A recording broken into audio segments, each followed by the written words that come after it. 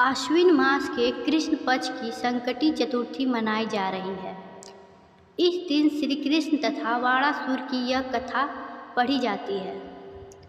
पौराणिक कथाओं के अनुसार दानवीर दैत्यराज बलि के 100 प्रतापी पुत्र में से वाणासुर भी एक था, जिसने भगवान शिव की कठिन तपस्या की थी।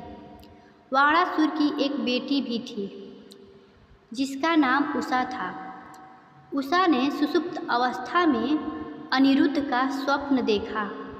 अनिरुद्ध के विरह से वह इतनी अभिलाषित हो गई कि उसके मन को किसी भी प्रकार से शांति नहीं मिल रही थी।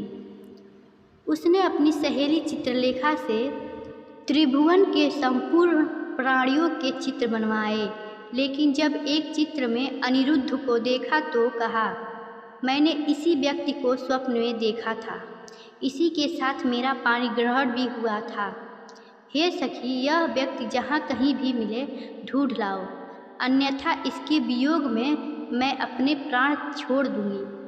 अपनी सखी की बात सुनकर चित्रलेखा अनेक स्थानों में खोज करती हुई द्वारिकापुरी में आ पहुंची। चित्रलेखा राक्षसी माया जानती थी।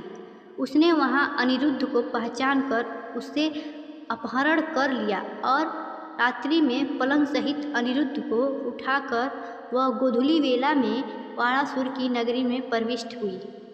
अनिरुद्ध के गुम होते ही राजा प्रद्युम्न अपने पुत्र के शोक में असाध्य रोग से ग्रसित हो गए।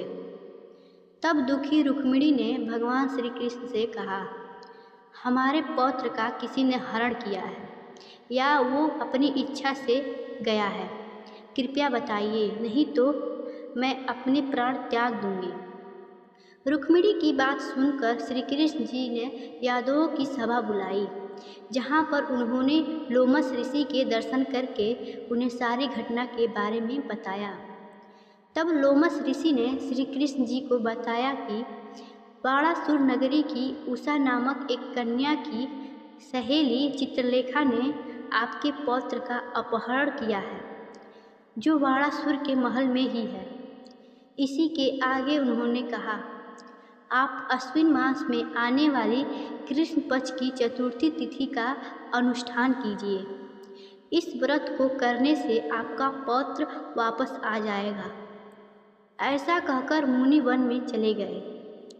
श्री कृष्ण जी ने लोमस ऋषि के कथानुसार व्रत किया और इस व्रत के प्रभाव से भगवान श्री कृष्ण ने अपने शत्रु वाणासुर के सहस्त्र भुजाओं को काट डाला, वाणासुर को पराजित कर दिया। यद्यपि उस भीषण युद्ध में शिव जी ने भी वाणासुर की बड़ी रक्षा की, फिर भी वह परास्त हो गया। ऐसी सफलता मिलने का कारण व्रत का प्रभाव ही था। श्री गणेश जी को प्रसन्न करने तथा संपूर्ण विघ्न को दूर करने के लिए इस व्रत के समान कोई दूसरा व्रत नहीं है। इस व्रत के शुभ प्रभाव से ही कृष्ण जी को उनका पौत्र वापस मिला था। धार्मिक मान्यता के अनुसार विघ्नराज संकटी चतुर्थी का व्रत करने से संपूर्ण विपत्तियों का नाश होता है, साथ ही जीवन में शांति और धन्य धान्य का वास होता है। धन्यवाद। Like and subscribe.